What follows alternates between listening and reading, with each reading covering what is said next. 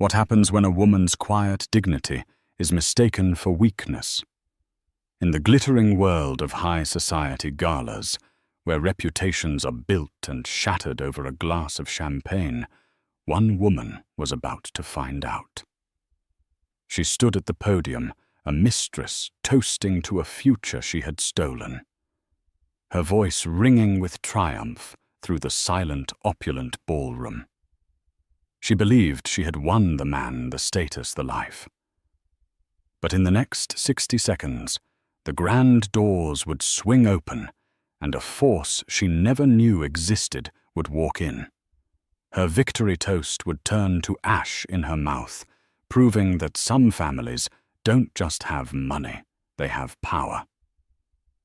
This is the story of how a single devastating entrance turned a celebration of betrayal into a masterclass in ruin. The air in the grand ballroom of the Fairmont Royal York was thick with the scent of money, a heady mix of expensive perfume, hothouse flowers, and the subtle crisp aroma of ambition. For Nancy Vance Sterling, it was the smell of another Tuesday, another charity gala, another night spent perfecting the art of the serene smile. Her dress, an Oscar de la Renta in a deep sapphire silk that matched her eyes, was a masterpiece of understated elegance. It didn't scream for attention. It commanded it quietly, much like the woman herself. Beside her, her husband, Richard Sterling, was a portrait of success. His tailored Tom Ford suit fit his athletic frame perfectly, and his smile, which had once been the reason for her own, was now just another part of his public armor. He was the CEO of Sterling Innovations, a tech firm that had exploded onto the scene 5 years ago, and he played the part of the self-made titan with practiced ease. But Nancy knew the truth. She felt it in the way his hand on her back was a proprietary gesture for the cameras, not an affectionate touch. She saw it in the way his eyes darted to his phone, a phantom vibration summoning his attention away from her, always away. The cracks in their 10-year marriage weren't just showing. They were cavernous ravines she had to gracefully step over every single day. "You look breathtaking, darling," Richard murmured, his lips brushing her ear, the gesture as cold as the diamond earrings she wore. "Thank you, Richard," she replied, her voice smooth and even. She didn't return the compliment. She had stopped offering him the genuine parts of herself long ago. Now she saved them for their 7-year-old son Leo, the one pure, untainted thing to come from their union. Tonight was the annual Starlight Foundation Gala, the crown jewel of the city's philanthropic calendar. It was a night for billionaires to write 7-figure checks and for their wives to display the latest haute couture. For Richard, it was a critical networking event. For Nancy, it was a 4-hour performance. She watched him work the room, his laughter a little too loud, his handshakes a little too firm. He was a good actor. He had convinced the world he was a visionary, a family man, a pillar of the community. He had even, for a time, convinced her.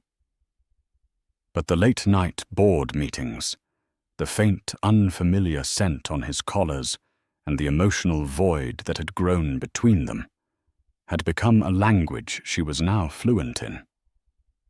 Nancy had known about the affair for 6 months. Her name, she learned from a discreet private investigator, was Amber Collins, a junior marketing associate at Sterling Innovations.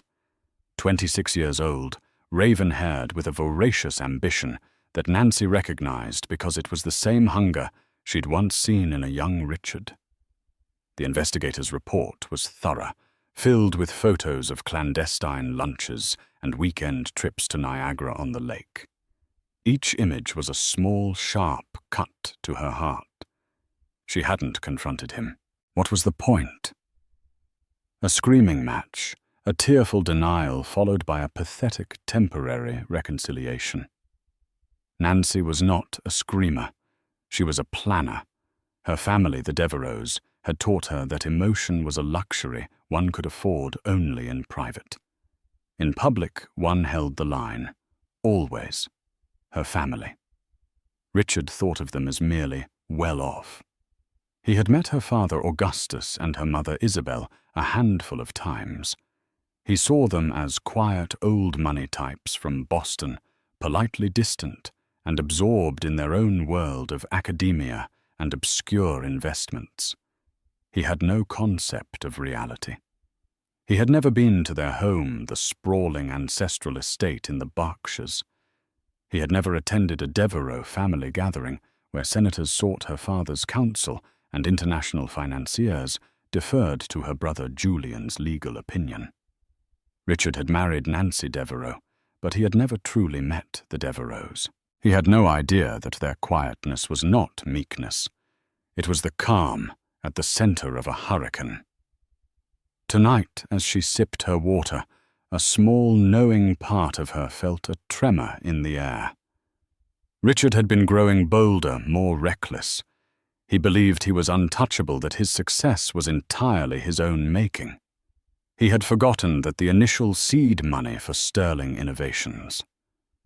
The multi-million-dollar investment that had gotten him off the ground had come from a trust her father had set up for her.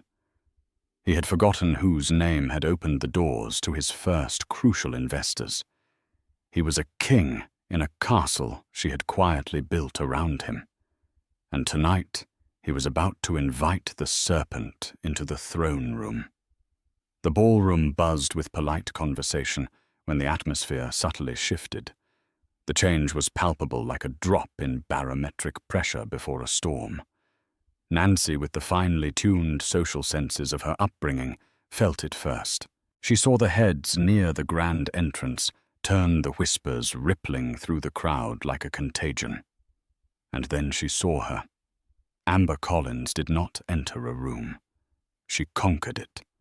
She was poured into a crimson Balmain dress that clung to every curve, a slash of defiant color in a sea of elegant jewel tones and classic black.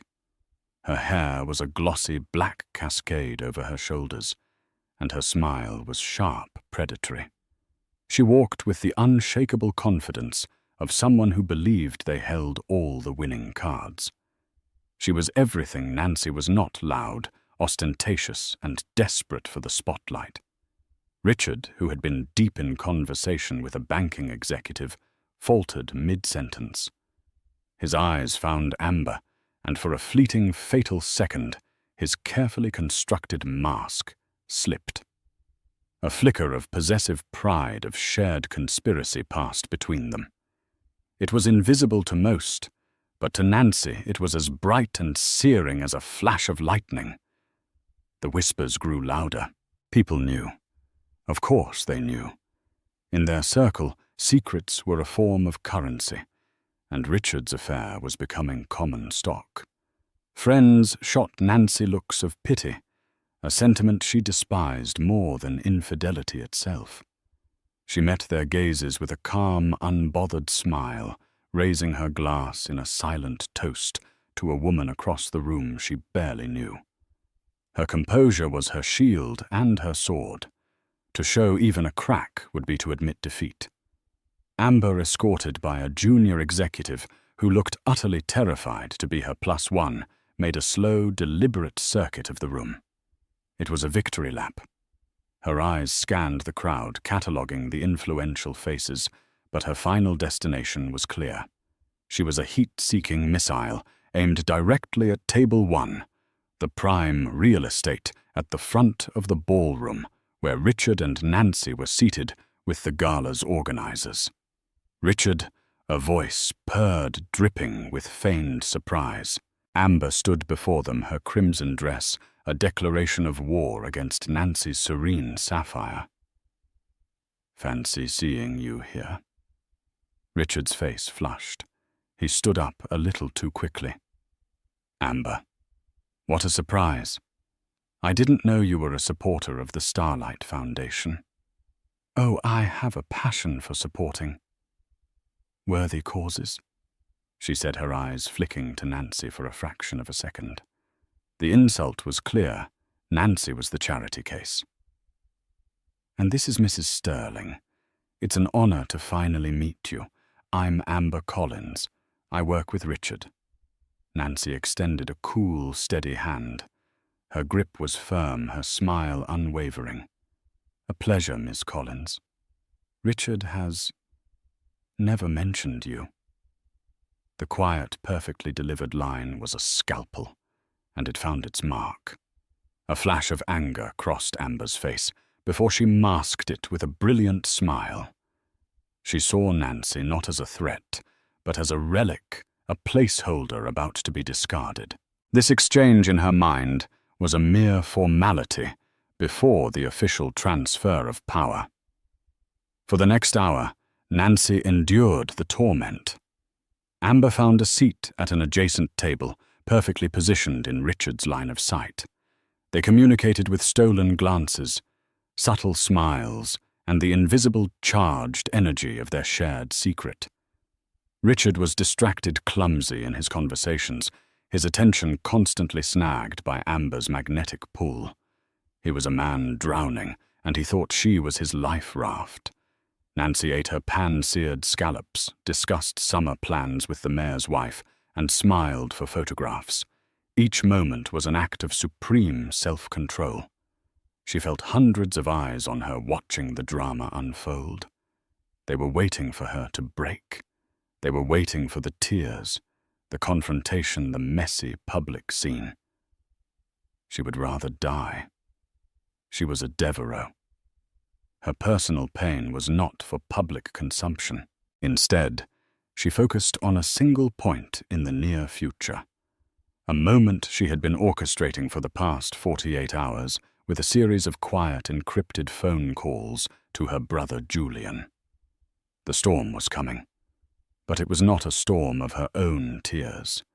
It was a storm of a different magnitude entirely. And as she watched Amber laugh, her head thrown back in careless triumph, Nancy knew the other woman had no idea she was dancing on the edge of a volcano. The main course plates were cleared, and the auctioneer was preparing to take the stage when Richard stood up, tapping his glass with a fork. The gentle chime silenced the room. A wave of confusion rippled through the audience. It was unusual for a guest, even a major donor, like Richard, to make an impromptu speech. Nancy's blood ran cold. She looked at her husband, at the arrogant set of his jaw and the feverish glint in his eyes. He was drunk not just on the vintage Bordeaux, but on his own perceived power and the proximity of his mistress. He was about to do something irrevocably stupid. "Good evening, everyone," Richard began, his voice amplified by the microphone swiftly provided by a staff member. "I want to thank the Starlight Foundation for another incredible evening. We're all here tonight for a great cause to support the future of our children." He paused, his eyes sweeping the room before landing with deliberate weight on Amber. But sometimes he continued, a strange, self-satisfied smile playing on his lips. "We also have to think about our own futures, about breaking free from the past to embrace a new, more authentic path. It's about finding truth and true happiness." A collective uneasy silence fell over the ballroom. The subtext was as subtle as a key alarm. This wasn't a speech about charity. It was a public declaration. Nancy felt the stares of 100 people land on her like physical blows. Her face remained a placid mask, but inside her heart hammered against her ribs. "Don't, Richard. Don't do this." He wasn't speaking to the room anymore. He was speaking to Amber. "So I want to propose a toast to new beginnings, to have the courage to follow your heart no matter the cost." He raised his glass. "To the future." He sat down to scattered, hesitant applause. The air was thick with scandal. He had just in front of the city's entire social and financial elite all but announced his intention to leave his wife. Nancy stared at the untouched crème brûlée in front of her. She could feel the pity radiating from those around her, a suffocating blanket of condescension. She wanted to disappear.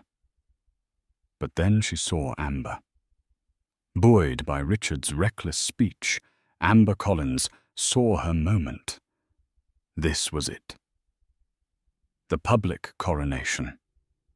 With a look of radiant triumph, she stood up, picking up her own champagne flute. "I'd like to add to that," Amber said, her voice cutting through the awkward murmurs.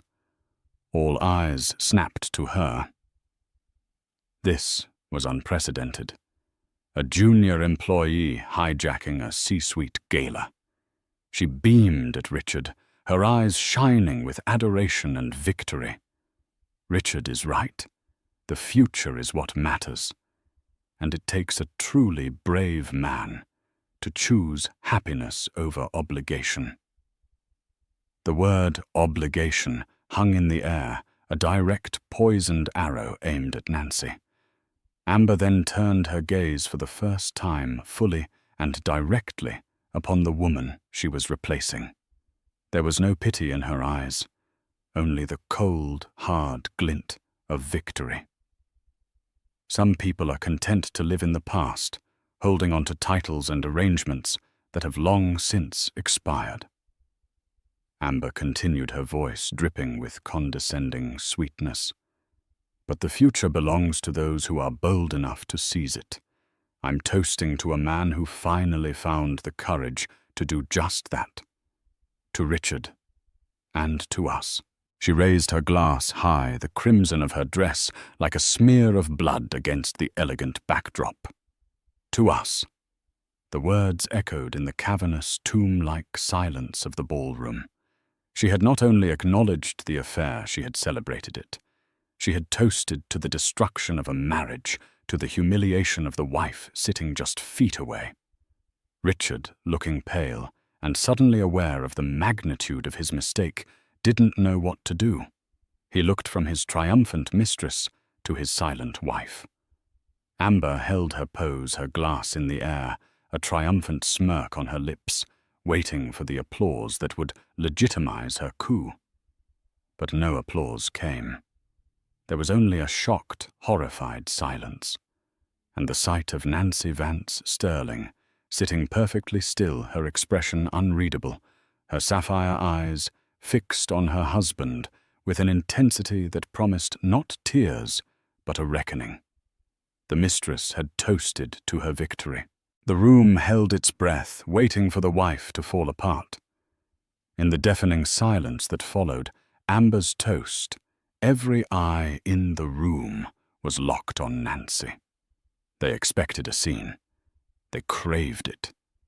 The drama was the real currency of the evening, far more valuable than the silent auction items. They anticipated the tremor in the lip, the glistening of tears, a shouted accusation, or a dignified but hasty retreat. Nancy gave them none of it. She remained perfectly unnervingly still. She did not look at Amber. To acknowledge her would be to grant her significance. Instead, her gaze remained fixed on Richard.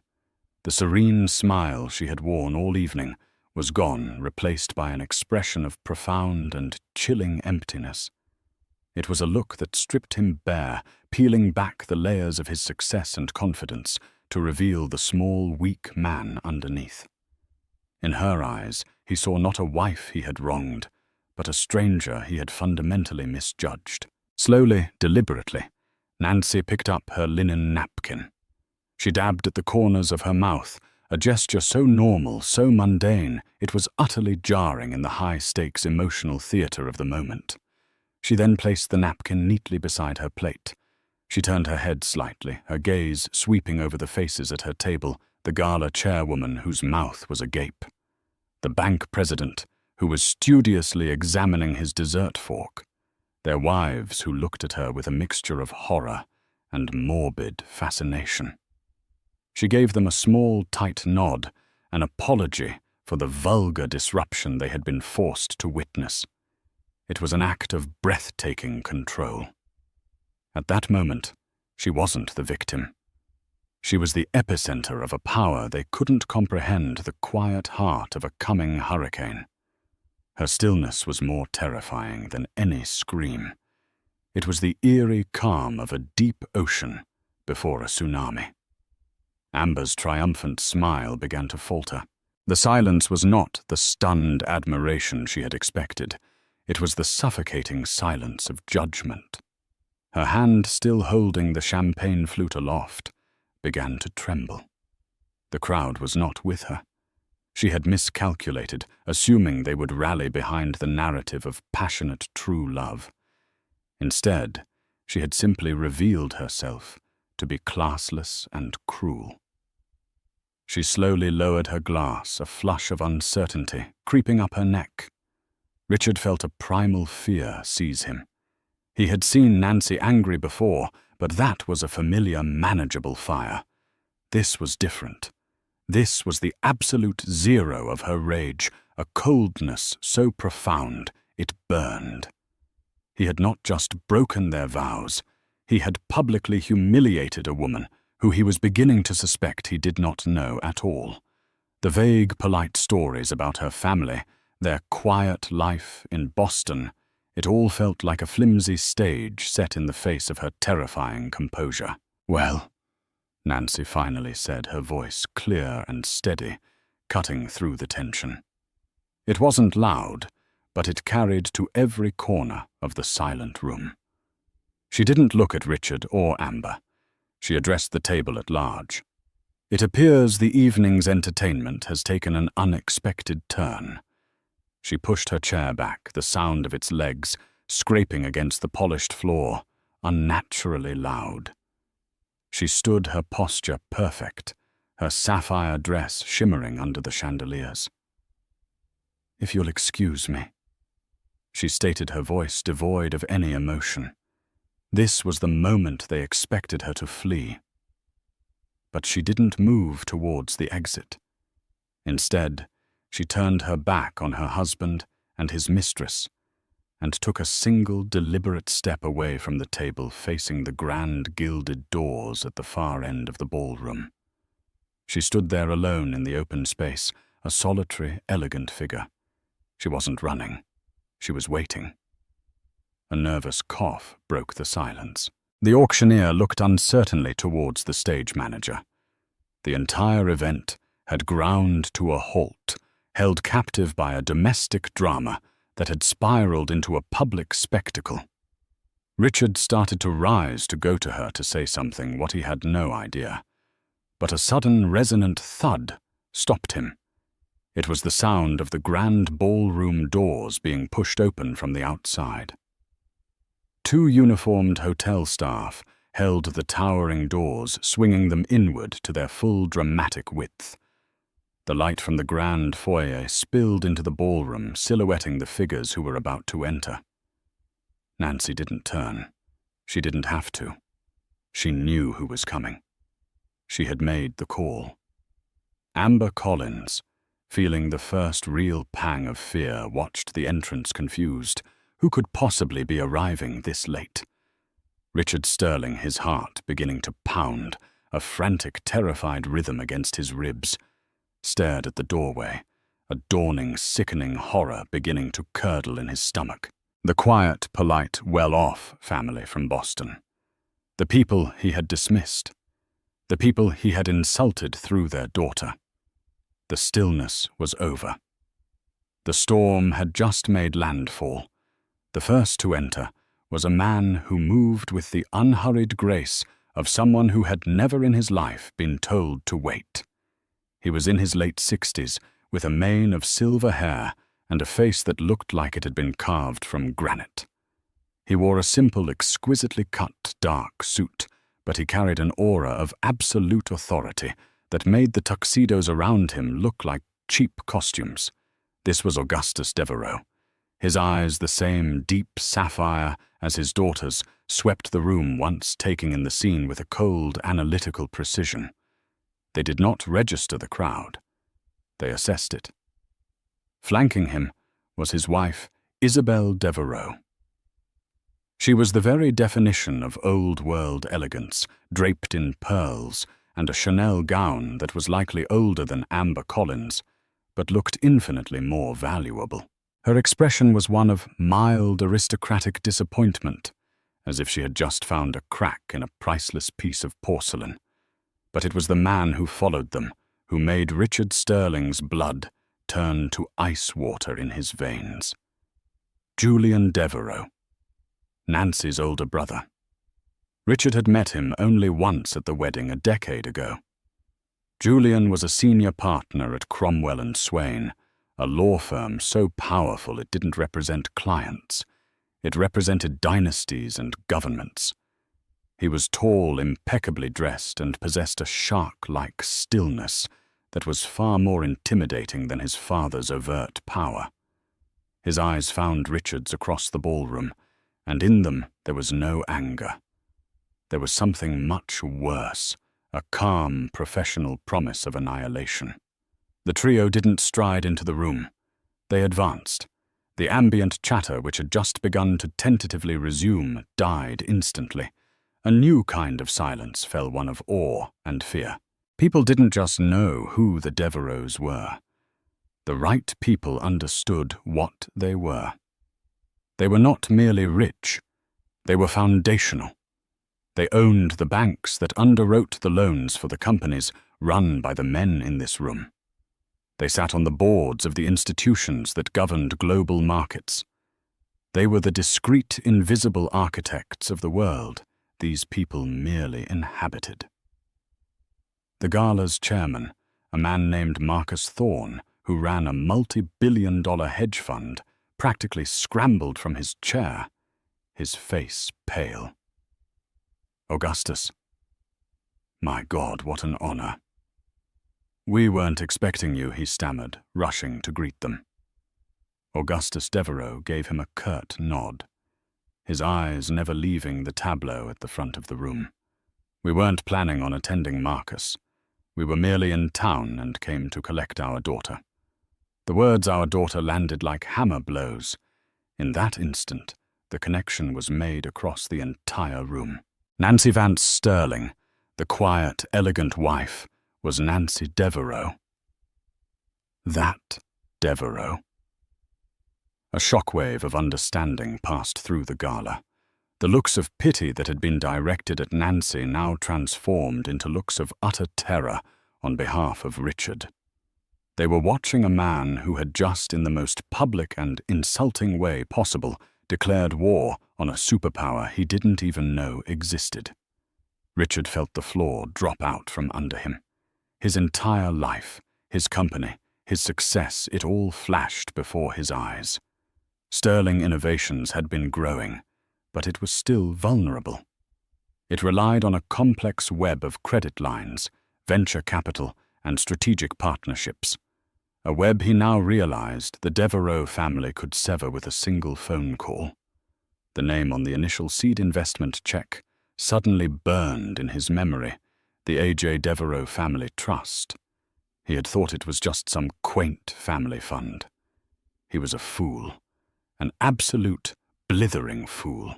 Amber Collins was frozen, her mind struggling to process the scene. She recognized the name Devereux from the society pages, but the context was abstract. She saw three imposing, well-dressed, older people. She saw the deference, the fear from men she knew to be titans. She looked at Nancy standing calm and resolute as her family approached, and for the first time Amber realized she wasn't in a love triangle. She was a foot soldier who had just wandered onto a nuclear testing site. The Devereux family did not stop to talk to anyone. They moved through the parted crowd like a ship cutting through water, their destination, the epicenter of the humiliation, Table 1. They walked past the stage, past the auction items, their progress measured and inexorable. They came to a stop before Nancy, forming a protective phalanx around her. Augustus placed a hand on his daughter's shoulder. Isabel's eyes met hers, and in that silent glance, a lifetime of understanding and support was conveyed. And then as one they turned their attention to the two people still sitting at the table, now utterly isolated and exposed under the weight of 100 horrified stares. The reckoning had begun. There was no shouting. The Devereux family did not operate with such crude instruments. Their power was in their quiet, devastating precision. The reckoning was not a storm of fury. It was a surgical strike executed with the cold, impassive skill of a master assassin. Augustus Devereux's gaze settled on Richard. He did not speak. He simply looked at the man who had betrayed his daughter, and in that look was the full, crushing weight of his disappointment and contempt. It was the look of a god inspecting an insect just before it is erased from existence. Richard Sterling, the self-proclaimed titan of tech, visibly shrank in his chair, a cold sweat beading on his forehead.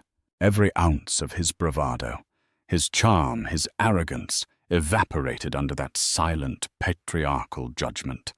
While his father held Richard pinned with his stare, Julian Devereux moved. He walked around the table and stood behind Richard's chair, leaning down slightly as if to share a pleasant confidence. His voice was a low, cultured murmur, audible only to Richard, and perhaps the terrified guests on either side. Sterling Julian began his tone disarmingly calm. I just finished a call with David Pembroke at Morgan Stanley. You know David, don't you? He manages your primary line of credit.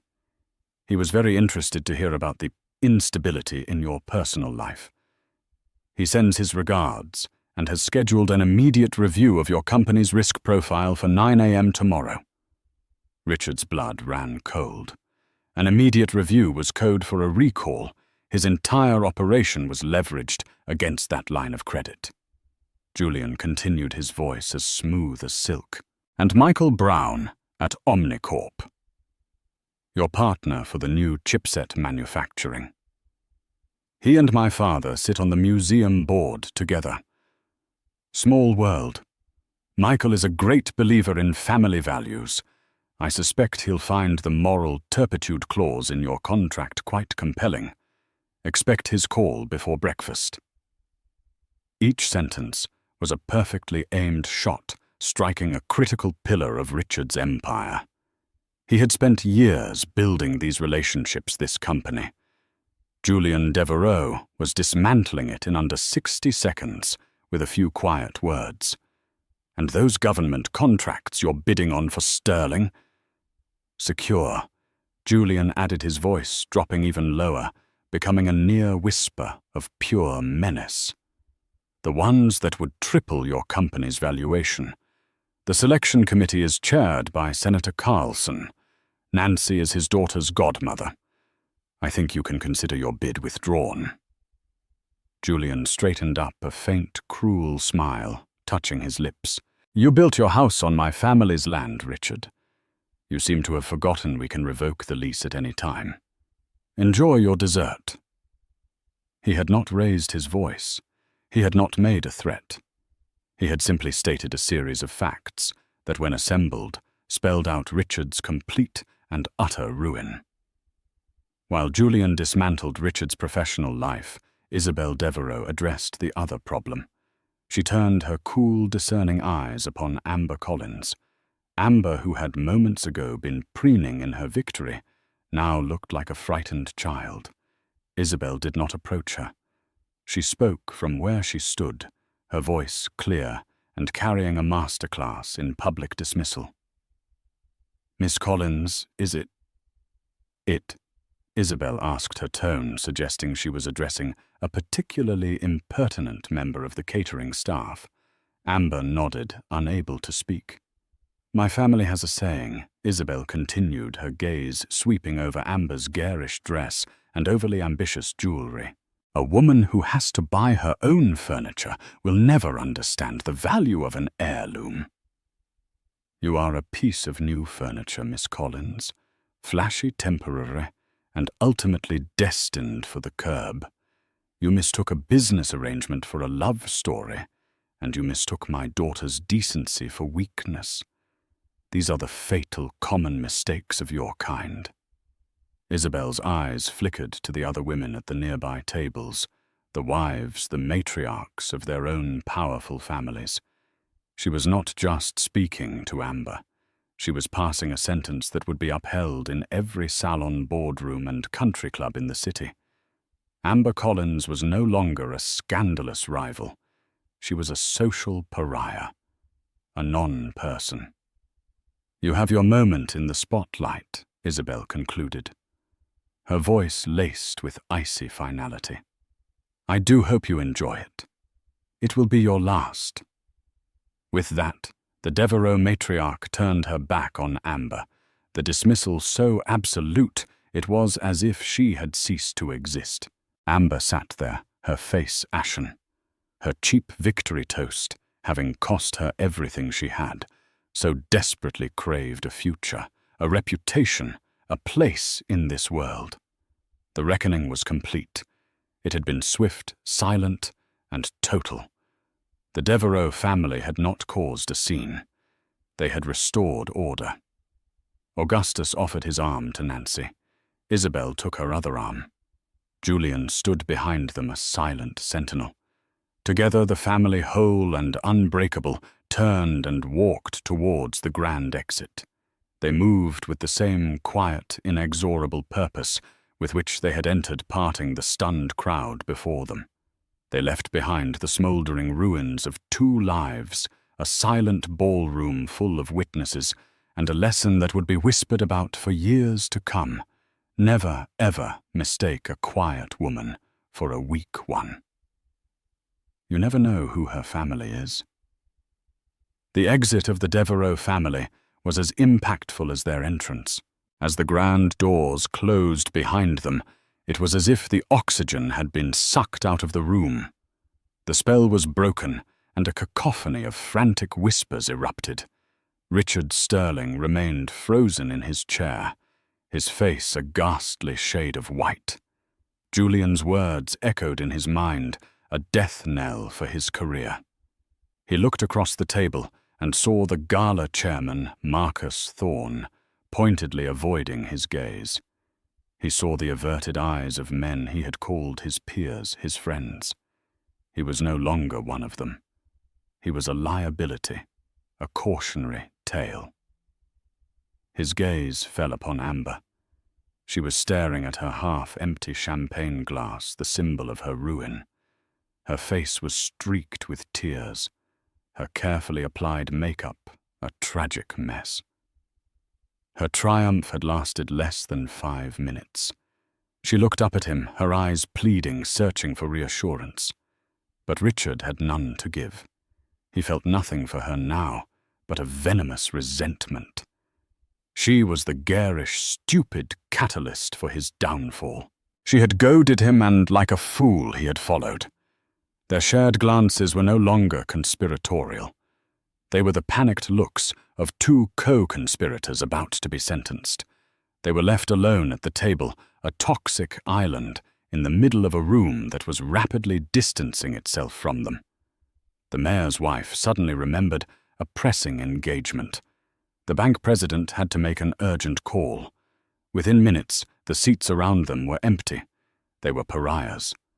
Meanwhile, in the marble-floored grand foyer, Nancy felt the cool night air on her skin as the hotel doorman held the entrance open for her family. For the first time all evening, a genuine emotion broke through her carefully controlled facade. It wasn't sadness or anger. It was a relief, a profound, cleansing relief. "Are you all right, my dear Augustus?" asked his voice, softer now, the granite of his expression softening with paternal concern. Nancy leaned her head against her father's shoulder. "I am now." They stood for a moment under the glittering porte-cochere as a black, discreetly armored Cadillac Escalade pulled silently to the curb. It was Julian who spoke next, turning to his sister. "The lawyers will be in touch with his office in the morning," he said simply. "We will handle the dissolution of the company and the divorce. You won't have to speak to him again unless you choose to." Leo was all Nancy asked her son, her only concern. "He's with his nanny at the penthouse suite we keep at the Pierre," Isabel said, squeezing her hand. "He's sleeping soundly. We'll all go there." As Nancy slid into the plush leather seat of the vehicle, she looked back at the Grand Hotel. She had walked in as Mrs. Richard Sterling, a woman defined by her husband's success, a wife enduring a quiet humiliation. She was leaving as Nancy Devereux, a woman defined by her own strength and the unshakable foundation of her family. The days that followed were a blur of legal precision. Richard Sterling's world collapsed just as Julian had predicted. His credit was pulled. His key partnership was terminated. His company, Sterling Innovations, once the darling of the tech world, was carved up and sold for parts to cover its debts, with a Devereux-owned private equity firm buying the most valuable patents for pennies on the dollar.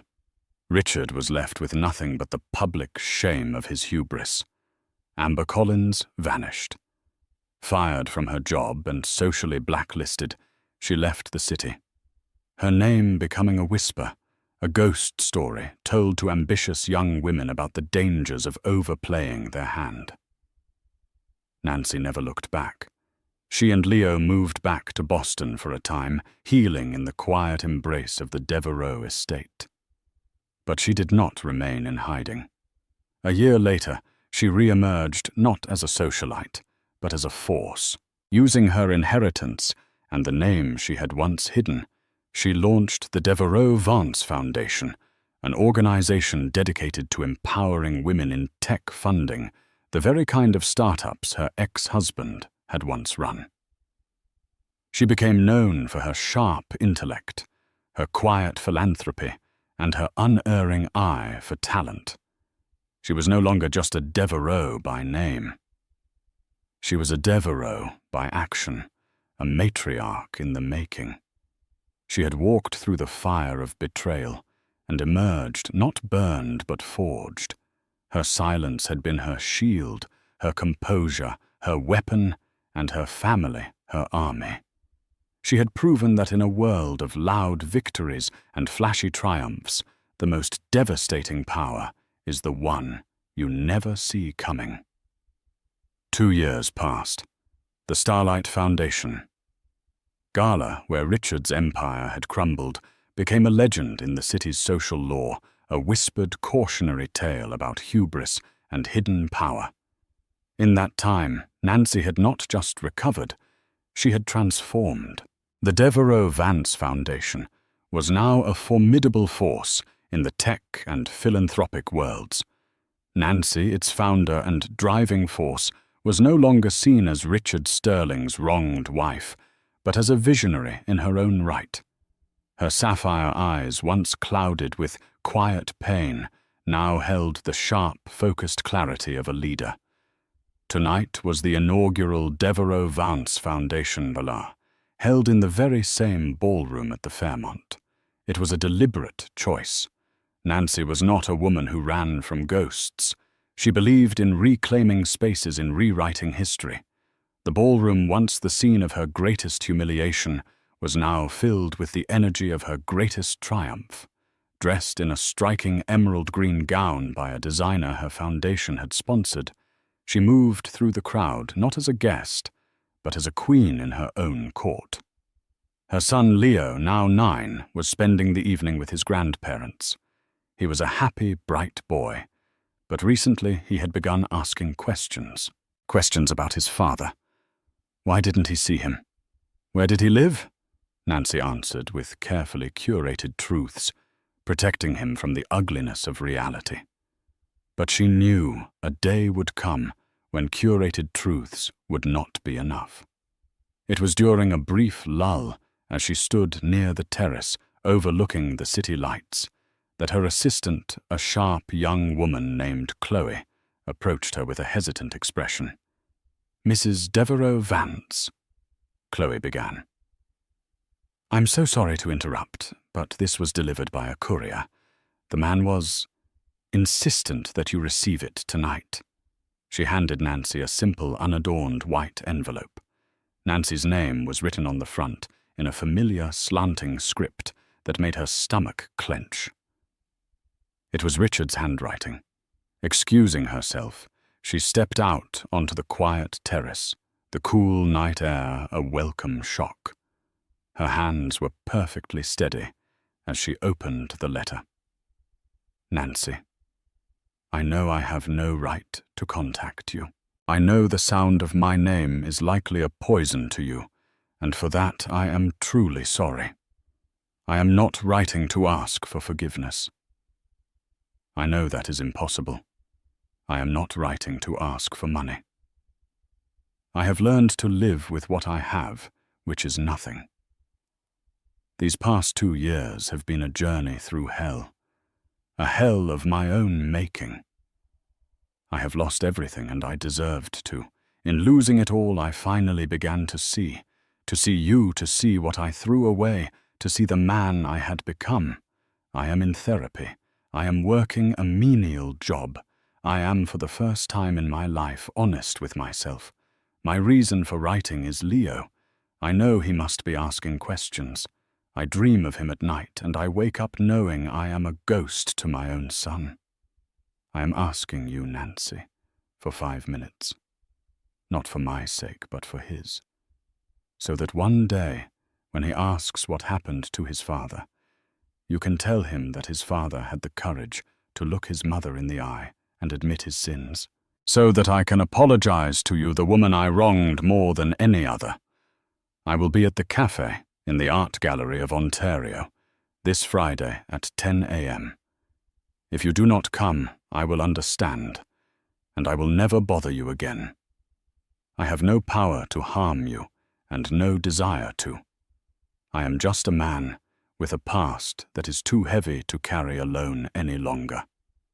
Yours with deepest regret, Richard." Nancy read the letter twice. The prose was pitch perfect. It was humble, regretful, and masterfully centered on the one vulnerability she possessed her son. A part of her, the cold, analytical Devereux part, saw it as a calculated, manipulative ploy. But another softer part, the part that had once loved this man, that had built a life and had a child with him, felt a flicker of something dangerously close to pity. That evening she called her brother. Julian's response was immediate and visceral. "Burn it," he said, his voice cold. "He's a predator, Nancy. This is what they do. They test the fences for weaknesses. You show him 1 ounce of compassion, and he will bleed you dry. Let him rot." "He mentioned Leo," she said, quietly. "He's using Leo." Julian countered, his voice sharp. "It's the oldest trick in the book. What will you tell Leo?" "That his father is a failure who lives in a 1-room apartment and busses tables. Seeing him will do more harm than good. You are Leo's rock. Don't let Richard bring a sledgehammer anywhere near that foundation." Nancy knew Julian was right. Logically, he was right. But her heart, an organ she had learned to distrust, felt a pull. Was it truly strength to build an impenetrable wall? Or was there a greater strength in facing a demon and proving it no longer had any power over you? Friday morning came crisp and clear. At 9:55 a.m., Nancy Vance Devereux walked into the sunlit cafe at the art gallery, her expression unreadable. She saw him in a corner booth. The change was shocking. He was thin, his expensive suit replaced by a simple, worn sweater. His face was etched with lines of worry she had never seen before. He looked up and saw her, and his eyes filled with a raw, desperate hope. "Nancy," he breathed, standing. "You came." "I'm here, Richard," she said, her voice cool and steady as she sat opposite him. "You have 5 minutes." His performance was flawless. He spoke of his therapy sessions, of the shame that was his constant companion. He never once made an excuse for his behavior. He took full responsibility for the affair, for his arrogance, for the public humiliation he had put her through. He painted a picture of a man utterly broken and slowly, painfully rebuilding himself from the ground up. I destroyed the best thing in my life for a cheap thrill and an ego boost, he said, his voice cracking. There isn't a day I don't regret it. I see now that my success, it was never truly mine. It was built on your family's generosity and your quiet support. I was a fool who thought the house he lived in was a castle he had built. Nancy listened, her hands resting calmly in her lap. She felt nothing. The man opposite her was a stranger, and his confession was like a story about people she didn't know. The emotional wounds had long since scarred over, leaving her impervious. Then came the pivot. It was subtle, masterful. "I'm not looking for a handout," he said, looking down at his hands. "I'm trying to make amends, not just with words. I've been volunteering at a youth center. These kids, they're brilliant, but they have nothing. I've been teaching them to code on old donated computers. It's the one thing I have left to give. I'm trying to start a small non-profit, a coding camp, just to give a few of them a leg up." He looked at her, his eyes glistening. "I know it's audacious to even think this, but I see what you're doing with your foundation. It's incredible. You're changing lives. My little project is nothing in comparison, but it's honest work. It's the only legacy I have left for Leo to know." He didn't ask her for money. He didn't have to. He had laid the bait perfectly, appealing to her philanthropic mission and her love for her son. He was asking her to invest in his redemption. "I'll have to think about it, Richard," she said, her voice neutral. She stood. "My 5 minutes are up." She walked away without a backward glance, leaving him in the booth, his expression a perfect blend of hope and sorrow. The moment she was in her car, she called Julian. "Run a full check on him," she said. "Everything. Bank accounts, employment, residence, and any charitable organization registered under his name." The report came back less than 24 hours later. It was worse than she had imagined. Richard was living in a squalid bachelor apartment on the edge of the city. He wasn't a busboy. He was unemployed and had been for 6 months. He was drowning in debt not to banks, but to illegal loan sharks. There was no youth center. There was no coding camp. It was all a lie. A carefully crafted narrative for an audience of one. The cold fury that filled her was not for the deception, but for his audacity in trying to use their son as a pawn in his pathetic con. Julian was right. A snake is always a snake. She was preparing to have her legal team send a final binding cease and desist order when a call came through to her private line. The number was blocked. "Is this Nancy Vance?" a woman's voice asked. It was raspy thin and held a note of frayed desperation that Nancy recognized instantly. "This is her." "Who is this?" "It's Amber," the voice said. "Amber Collins." Nancy frozen. "I have nothing to say to you." "Please don't hang up," Amber pleaded, and the sound was no longer of a rival, but of someone at the very end of their rope. I heard he contacted you." "Richard, I need to warn you. It's not about a coding camp. He's in trouble, deep trouble, and he's trying to get to something he thinks you can access." A long silence stretched between them. "What are you talking about?" Nancy finally asked. "The final months at Sterling Innovations." Amber's voice trembled. He was panicking. He knew things were getting shaky. He thought your family might be pulling back support. So he did something. He set up a series of shell corporations.